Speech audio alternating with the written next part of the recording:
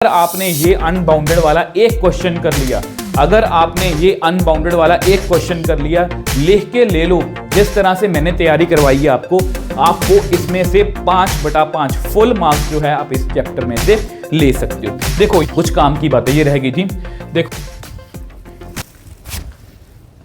तो हेलो मेरे बच्चों, कैसे हो आप सब। उम्मीद करता हूं आप और आपकी जो स्टडी है वो बहुत बहुत बहुत अच्छी चल रही है। मेरा नाम है नितिन और स्वागत आप सभी का हमारी रैपिड रिवीजन सीरीज में। इस सीरीज को आप सबका बहुत प्यार और सपोर्ट मिल रहा है। तो देखो ये जो सीरीज है, देखो आज हम जिस चैप्टर की रिवीजन करने वाले हैं, ये बोलो पूरे यूनिट की रिवीजन करने वाले हैं। यूनिट नंबर 5 नंबर का यूनिट है, एक ही चैप्टर है, LPP लीनियर प्रोग्रामिंग प्रॉब्लम्स। बहुत आसान चैप्टर है। अगर किसी भी बच्चे को डर लग रहा है कि मुझे कहां से चैप्टर मतलब कहां से सिलेबस में स्टार्ट करूं, या किसी भी वो बुरी सिचुएशन में है, तो ये यूनिट या ये चैप्टर कर लो। आपके 5 नंबर जो हैं पक्के हैं और NCERT ने इसमें इतने कट लगाए हैं कि इसमें कुछ रह नहीं गया। बहुत आसान चैप्टर है, बहुत आसान चैप्टर है। तो बिना किसी देरी के वीडियो को स्टार्ट करते हैं। तो इस चैप्टर की अगर हम बात करें तो बेसिकली जैसा कि मैंने बताया था 5 नंबर का ये चैप्टर है, 5 नंबर का ये यूनिट है। सबसे पहले हम ऑब्जेक्टिव फंक्शन की बात करेंगे। देखो ऑब्जेक्टिव फंक्शन क्या है, z, जिसको हमें मैक्सिमम या मिनिमम दिखाना होता है, मतलब वो कहां पर मैक्सिमम यह है या कहां पर वो मिनिमम है। ax ये हमेशा इस फॉर्म में होगा। अब यहां पर z क्या है, जिसको मैक्सिमाइज या मिनिमाइज करना होता है। x और y क्या है, x और y क्या है, नॉन नेगेटिव कंस्ट्रेंट्स, इसको हम डिसीजन वेरिएबल्स भी बोलते हैं। ये क्यों बता रहा हूं, क्योंकि पेपर में कई बार इस तरह के MCQs भी होते हैं कि इसमें x और y क्या हैं, नॉन नेगेटिव कंस्ट्रेंट्स हैं, डिसीजन, मतलब इस तरह के कुछ ऑप्शन के साथ आपको क्वेश्चन आ सकता है। ठीक है। अब देखो ऑब्वियस सी बात है कि हमें ग्राफ वगैरह बनाने हैं, तो शेडिंग कैसे करनी है तो वो कैसे भूल सकते हैं, तो इसलिए उसको भी मैंने एक ही वीडियो में कवर किया है। ऐसा नहीं है कि LPP के एक दो मतलब कि फॉर्मूला से बताया आपको कि ऐसे करना है और हम आगे वीडियो में चलेंगे, बट ऐसा बिल्कुल नहीं है। हम बिल्कुल बेसिक से समझेंगे इसको। देखो how to solve linear inequalities. सबसे पहले देखो मैंने 3 सिचुएशंस रखी हैं। सबसे पहले देखो मैंने आपके सामने 3 सिचुएशंस रखी हैं। 3x + 6y greater than equal to 12, तो इसको इज इक्वल टू रखेंगे और एक इक्वेशन बना लेंगे। 0 फिल किया तो 2 आया, 0 y को फिल किया तो 4 आया, तो ये लाइन बन गई। ठीक है। अब यहाँ पर सेम वे से यहाँ पर मैंने एक यहाँ पर लेस देन वाली एक लाइन बनाई है, सेम लाइन बनी है। अब यहाँ पर ये स्पेशल केस है, इसको बाद में डिस्कस करेंगे। अगर आपने गौर किया हो, सबसे पहले यहाँ पर एक सॉलिड लाइन बन रही है, यहाँ पर एक डॉटेड लाइन बन रही है। वो क्यों बन रही है, जब भी लेस देन या ग्रेटर देन होगा तो डॉटेड लाइन, जब भी इज इक्वल टू का साइन साथ में होगा तो जो है सॉलिड लाइन बनेगी। ये बात आपको क्लियर होनी चाहिए। दूसरी बात, उसके बाद आप यहां पर देख रहे हो शेडिंग की बात की गई है। शेडिंग यहां पर नीचे को है, यहां पर ऊपर को है। तो यहां पर मैं आपको बता दूं, यहां पर हम ट्रू फॉल्स का कंसेप्ट जो है वो यूज करते हैं। हम क्या करेंगे यहां पर x और y को 0 फिल करेंगे, तो यहां पर ये कुछ इस तरह से आएगा, मतलब 0 ग्रेटर देन इक्वल टू 12, मतलब ये अवे फ्रॉम। देखो ये क्या आ रहा है, 0 जो है 12 से बड़ा है, नहीं ये फॉल्स है। फॉल्स का मतलब है यहां पर लिखा हुआ है अवे फ्रॉम ओरिजिन, इसको ऊपर की ओर शेड करेंगे और इसको क्या बोलते हैं, हाफ प्लेन। इसके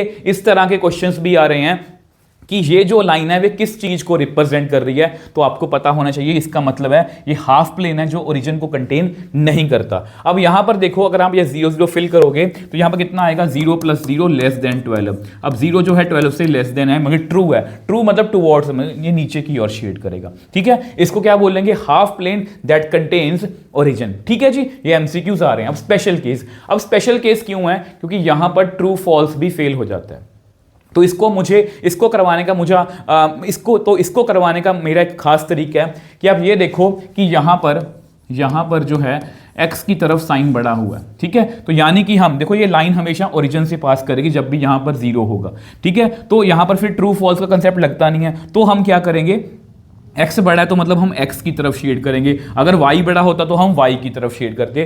तो इस तरह से लीनियर इनइक्वालिटीज को हमें सॉल्व करना है। बहुत आसान इसका क्वेश्चन आने वाला है। अब ये देखो जी, पूरी LPP का निचोड़ है ये। ग्राफिकल मेथड से ऑब्वियस सी बात है हम प्रॉब्लम को सॉल्व करेंगे। अब इसमें एक फिजिबल रीजन होता है, एक इनफिजिबल रीजन होता है। फिजिबल रीजन का मतलब क्या होता है कि हमने कुछ लाइंस बनाई और उनमें कुछ कॉमन जो है शेडिंग आ गई। अब यहां पर इसको भी 2 पार्ट्स में डिवाइड किया गया, एक है बाउंडेड, एक अनबाउंडेड। बाउंडेड क्यों बोलते हैं, क्योंकि यहां पर हमारा जो शेडिंग एरिया है वो ना सारे चारों तरफ से बंद है, मतलब चारों तरफ से इस तरह से बंद है।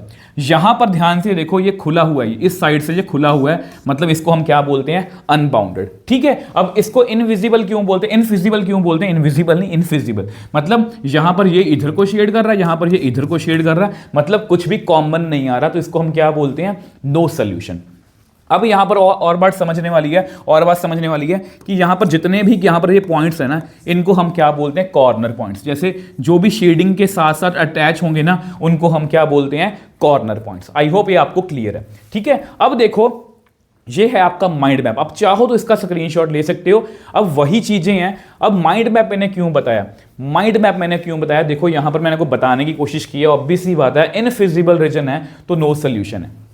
यहां पर देखो, अगर बाउंडेड है तो हमें यहां पर डेफिनेटली कॉर्नर पॉइंट्स पर मैक्सिमम या मिनिमम वैल्यू मिलेगी। ये प्लीज याद रखना आपने कि अगर बाउंडेड रीजन है तो हमें डेफिनेटली कॉर्नर पॉइंट्स पर मैक्सिमम या मिनिमम वैल्यू मिलेगी। इसके आगे इसके ऊपर भी थोड़ा सा और बात करेंगे। अनबाउंडेड रीजन, तो यहां पर मैंने आपके लिए हिंदी में लिखा है ताकि आप चीजों को समझ पाओ। अगर m मैक्सिमम वैल्यू है तो हम अज्यूम करेंगे, देखो अनबाउंडेड है, अनबाउंडेड मतलब खुला हुआ है, इसको मैं आपको आगे जाके एग्जांपल से भी समझाऊंगा। खुला हुआ है तो हम क्या करेंगे, अगर वहां पर बाय चांस कॉर्नर पॉइंट्स हमने फिल किए और z की वैल्यू आई m या कुछ भी आई तो वो मैक्सिमम वैल्यू है। ठीक है, हमें लग रहा है कि वो मैक्सिमम वैल्यू है। अगर अनबाउंडेड है तो हम क्या करेंगे, हम मानेंगे कि z वाला जो है ना, उसको हम लिखेंगे ग्रेटर देन m, उसको हम m से बड़ा लिखेंगे। अगर कुछ कॉमन आया, अगर कुछ कॉमन रीजन आ गया तो कोई मैक्सिमम वैल्यू नहीं, अगर कुछ कॉमन नहीं आया तो m मैक्सिमम वैल्यू है।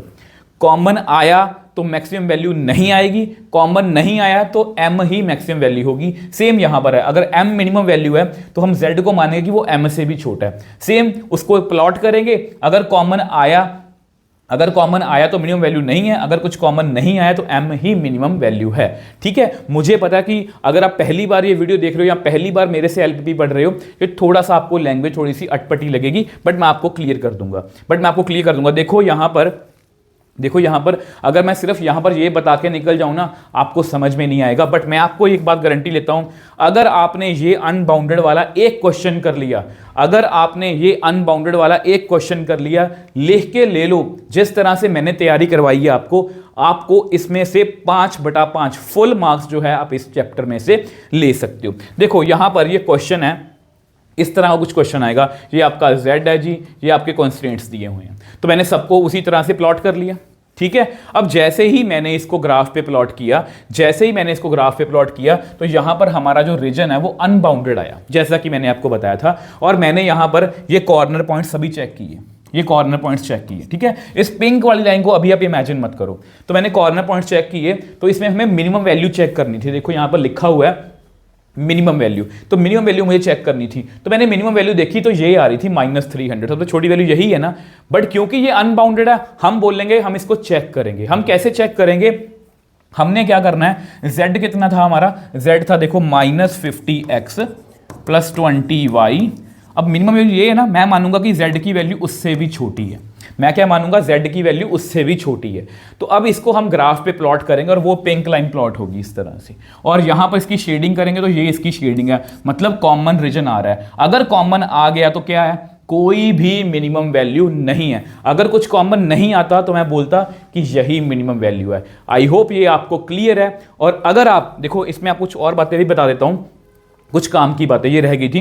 देखो मैक्सिमम या मिनिमम वैल्यू एक से ज्यादा पॉइंट्स पे हो सकती है, ये याद रखना है। ये सब कुछ ये कोई नहीं आपको बताएगा, बट मैं आपको विद शॉर्ट नोट्स बता रहा हूं ताकि हमें एक ही जगह पर अच्छे से चीजों को रिवाइज कर पाएं।